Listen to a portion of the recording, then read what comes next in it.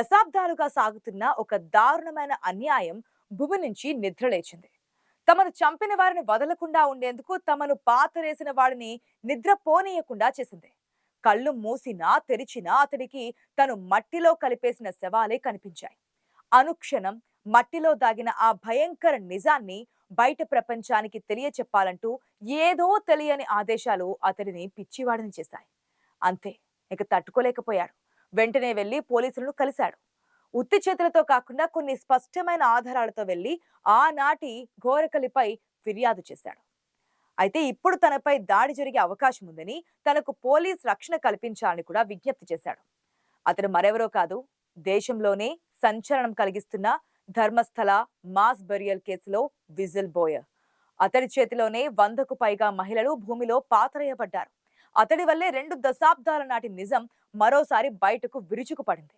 కర్ణాటకలోని ప్రముఖ పుణ్యక్షేత్రం ధర్మస్థలలో ఏం జరుగుతోంది? 100కు పైగా మహిళలు, మైనర్ బాలికలను పూడ్చిపెట్టానని ఆధారాలతో సహా చెబుతున్న వ్యక్తి ఫిర్యాదుపై ఎందుకు పోలీసులు ముందుకు కదలడం లేదు? ఈయన చెబుతున్న హర్రర్ స్టోరీస్ వెనుక మిస్టరీ ఏంటి అన్న ప్రశ్నలు తమ పరిధిని పెంచుకుంటున్నాయి. ప్రస్తుతం దేశవ్యాప్తంగా ఈ కేసుపై ఆసక్తి పెరుగుతోంది. ధర్మస్థలలో 100కు పైగా మహిళలు, యువతలు, మైనర్ బాలికలు దారుణమైన అత్యాచారానికి, హత్యలకు గురయ్యారని, వారి మృతదేహాలను కొందరి బెదిరింపులు, ఆదేశాల మేరకు తానే పూడ్చిపెట్టానంటూ శానిటేషన్ వర్కర్ ఇటీవల పోలీసులకు ఫిర్యాదు చేశాడు. వెంట తెచ్చుకున్న సంచిలో కొన్ని ఎముకలు చూపిస్తూ ఈ విషయంపై ఫిర్యాదు చేయడం సంచలనంగా మారింది.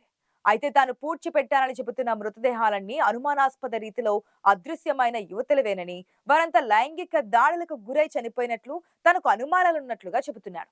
తాను పూడ్చిపెట్టినప్పుడు మృతదేహాలపై దుస్తులు కూడా లేవని, వారంతా దారుణమైన అత్యాచారంతో కూడిన హత్యకు గురైనట్లుగా చెబుతున్నాడు. దక్షిణ కన్నడ జిల్లాలో మంజునాథుడు కొలువైన ప్రముఖ శైవ పుణ్యక్షేత్రం ధర్మస్థల.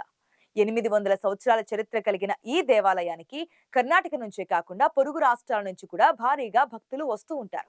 అయితే గతంలో ఇక్కడ పనిచేసి వెళ్లిపోయిన ఒక శానిటైజేషన్ వర్కర్ ఇప్పుడు విజిల్ బ్లోయర్ గా మారి జూలై 3వ తేదీన దక్షిణ కన్నడ పోలీసులకు ఆనాటి అకృత్యాల గురించి ఫిర్యాదు చేశాడు. ఇతను ధర్మస్థలలో 1995 నుంచి 2014 మధ్య కాలంలో పనిచేశాడు. ఆ సమయంలోనే తాను ఈ పని చేసినట్లుగా చెబుతున్నాడు. మృతదేహాలు త్వరగా కుళ్లిపోయేలా చేసేందుకు కొందరిని నేత్రావతి నది ఒడ్డున ఖననం చేశారని, 2010లో పాఠశాల దుస్తుల్లో ఉన్న ఒక బాలికను మరొక చోట పాతిపెట్టినట్లుగా చెప్పాడు. ఇలా అనేక మృతదేహాల గురించి వివరంగా చెబుతూ తానెలా వాటిని ఖననం, దహనం చేశాడో పూసగుచ్చినట్లుగా చెబుతున్నాడు. జూలై 11వ తేదీన బెల్తంగడి కోర్టులో హాజరై మెజిస్ట్రేట్ ముందు వాగ్మూలం ఇచ్చాడు. ఆ సమయంలో కొందరి పేర్లు కూడా బయట పెట్టాడని, ఆ హత్యలు చేసిన వారేనని ఆరోపించినట్లుగా సమాచారం. ఓసారి తన కుటుంబానికి చెందిన ఒక మైనర్ బాలికను పై అధికారులు లైంగికంగా వేధించారని, దాంతో ధర్మస్థల నుంచి 2014లో పారిపోయినట్లుగా పారిశుద్ధ్య కార్మికుడు చెబుతున్నాడు. ఇన్నేళ్ల పాటు అజ్ఞాతంలో ఉన్న తనకు ఆ అపరాధ భావం తనను వెంటాడుతూనే ఉందని, దీంతో బాధితులకు న్యాయం జరగాలన్న సంకల్పంతో ప్రాణాలను పణంగా పెట్టి ఈ విషయంపై విచారణ జరపాలని కోరుతున్నట్లు చెప్పాడు. జూలై 11న బెల్తంగడి న్యాయస్థానం మెజిస్ట్రేట్ ముందు హాజరై ఈ విషయానికి సంబంధించిన వాంగ్మూలం ఇచ్చాడు. ఈ సందర్భంగా కొందరి పేర్లను అందులో రాసినట్లుగా, ఆ హత్యలకు కారణం వారేనని ఆరోపించినట్లుగా సమాచారం. అయితే ఈ క్రమంలోనే అక్కడ వరుస హత్యలకు కారకులు ఎవరు అని ప్రశ్నిస్తూ ఒక ఓయూ యూట్యూబర్ చేసినటువంటి వీడియో ఈ వ్యవహారానికి మరింత ఆజ్యం పోసింది. మాజీ పారిశుద్ధ్య కార్మికుడు చెప్పిన వివరాల ఆధారంగా కృత్రిమ మేధ సాయంతో తాను ఆ వీడియో రూపొందించాడు. దీన్ని తీవ్రంగా పరిగణించిన దక్షిణ కన్నడ పోలీసులు అసత్య వార్తలు వ్యాప్తి చేస్తున్నారనే అభియోగాలపై ఆ యూట్యూబర్ పై కేసు కూడా నమోదు చేశారు. దీనికి తోడు ఇప్పుడు పలు న్యాయవాద బృందాలు కూడా ఈ విషయంపై విచారణ కోరుతూ ఆందోళనలు నిర్వహిస్తున్నాయి. ధర్మస్థల వ్యవహారం తీవ్ర ఆందోళన కలిగిస్తుందని, దీనిపై నిష్పక్షపాత దర్యాప్తునకు సిట్ను ఏర్పాటు చేయాలని కర్ణాటక మహిళా కమిషన్ కూడా ముఖ్యమంత్రిని కోరింది. ఈ కేసులో ఎక్కువ మంది మహిళలు ఉండడంతో ప్రభుత్వం సిట్ ఏర్పాటు చేయాలని డిమాండ్లు పెరిగాయి. మొదట్లో సిట్ విచారణపై కర్ణాటక ప్రభుత్వం ఆసక్తి చూపలేదు. కానీ తర్వాత ప్రజల నుంచి ఒత్తిడి పెరగడంతో సిట్ ఏర్పాటు చేసింది. డీజీపీ ప్రణబ్ మొహంతి నేతృత్వంలోని ఐపీఎస్ అధికారులు ఎంఎన్ అనుచిత్, సౌమ్యలత, జితేంద్ర కుమార్ దయామా విచారణ చేపట్టారు. ధర్మస్థల ప్రాంతానికి చెందిన స్థానికులు ఈ సందర్భంగా గతంలో దర్యాప్తుకు నోచుకొని కొన్ని మిస్సింగ్ కేసులను గుర్తు చేసుకుంటున్నారు. 2003లో స్నేహితులతో కలిసి ధర్మస్థలకు వెళ్లిన ఎంబీబీఎస్ విద్యార్థిని అనన్య భట్ కనిపించకుండా పోయింది. అప్పటి నుంచి ఆ కేసులో పురోగతి లేదు. ఇప్పుడు ధర్మస్థల అంశం తెరపైకి రావడంతో తన కుమార్తె మిస్సింగ్ కేసును దర్యాప్తు చేయాలని కోరుతూ తల్లి సుజాత భట్ దక్షిణ కన్నడ పోలీసులకు మరొకసారి ఫిర్యాదు చేశారు. అప్పట్లో ఫిర్యాదు చేస్తే పోలీసులు పట్టించుకోలేదని, తనను బెదిరించి పంపించారని ఆవేదన వ్యక్తం చేశారు. అదేవిధంగా 2012లో సౌజన్య అనే విద్యార్థినిపై జరిగిన అత్యాచారం హత్య కేసు కూడా స్థానికంగా సంచలనం రేపింది. ఈ కేసులో నిందితులకు శిక్ష పడాలని కోరుతూ పౌర సంఘాలు, ఆమె కుటుంబ సభ్యులు, విద్యార్థి సంఘాలు ఆందోళన చేశాయి. ఆ విషయం కూడా మరుగున పడిపోయింది. ఇప్పుడు మరొకసారి అది బయటకు వచ్చే అవకాశం ఉంది.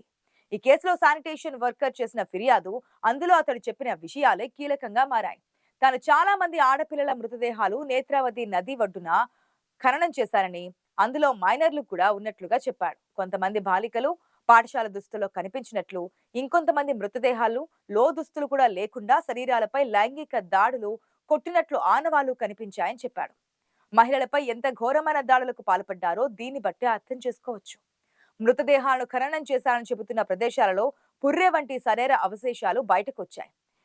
ఇంకొన్ని ప్రదేశాలకు కూడా విచారణ అధికారులు తీసుకువెళ్తారని చెప్పాడు. అయితే ఇప్పటి వరకు చనిపోయింది ఎవరో, మృతదేహాల అవశేషాలు ఎవరివో తెలియరాలేదు. వీటిపై సిట్ అధికారులు డిఎన్ఏ అనాలిసిస్, స్కెలిటల్ ఫోరెన్సిక్ పరీక్షలు చేసి మృతదేహాలు ఎవరివి, వాళ్ళు ఎలా చనిపోయి ఉంటారని అంచనాకు రావాలి.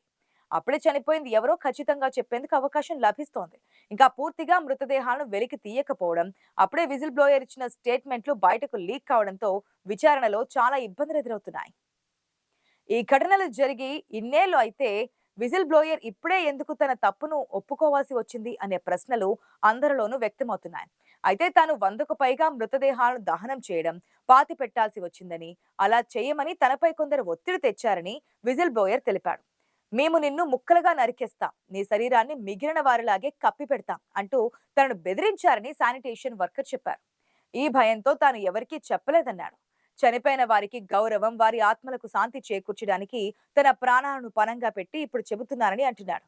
తన కుటుంబంలోని ఒక బాలికను ఉన్నతాధికారులు వేధించారని, అందుకే 2014లో ధర్మస్థల నుంచి వెళ్లిపోయారని తెలిపాడు.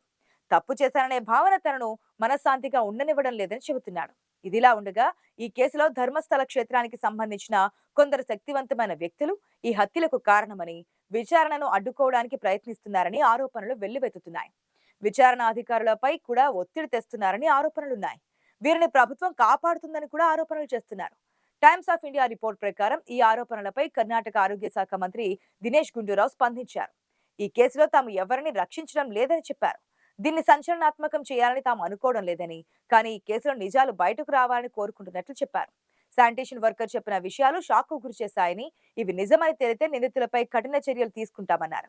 అయితే ధర్మస్థల పుణ్యక్షేత్రాన్ని తక్కువ చేయడానికి ఇలాంటి వ్యవహారంతో టార్గెట్ చేస్తున్నారని బీజేపీ ఎమ్మెల్సీ సిటీ రవి అన్నారు. ఈ ప్రాంతం ఒక పవిత్రమైన శైవక్షేత్రమని, దీన్ని అవమానించేందుకే ఈ రకమైన ఆరోపణలు చేస్తున్నారని ఆరోపించారు. విజిల్ బ్లోయర్ గా మారిన శానిటేషన్ వర్కర్ చెప్పిన విషయాలన్నీ నిజమే అయితే దేశ చరిత్రలో జరిగిన అత్యంత దారుణమైన ఘటనల్లో ఇది ఒకటిగా నిలిచిపోతోంది.